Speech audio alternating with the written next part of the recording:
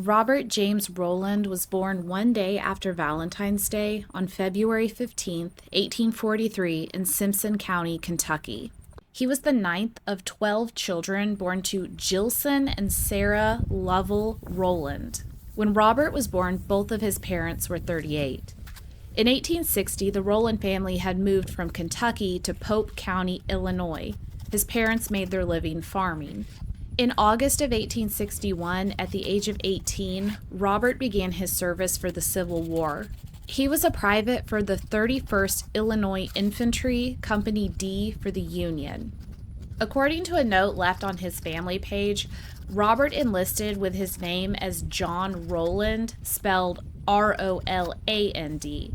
While in his infantry, he was hospitalized, and his unit didn't know what had become of him, so they reported him AWOL, absent without leave, meaning he wasn't present at his assigned duty location without permission.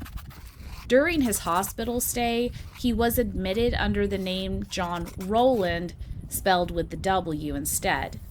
After the hospital discharged him, he returned to his unit and they had to re-enlist him. Robert served for 3 years and mustered out in March of 1865. It was noted when he mustered out he had a disability on discharge.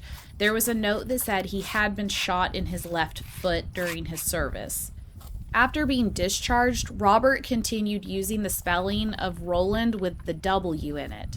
It was noted on his page that his descendants are the only ones of Jilson and Sarah that use that different spelling for their last name.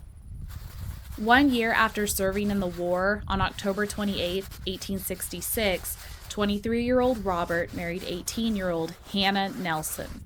Robert and Hannah would have 5 children together, 3 boys and 2 girls: Alonzo, Thomas, Pearl, Otis, and Perda.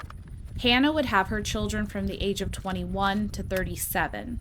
On the 1880 census, the couple were in their late 30s and they had moved to Texas County, Missouri. They eventually settled in Wright County, and on all censuses, they were farming for a living while Hannah took care of the house and kids.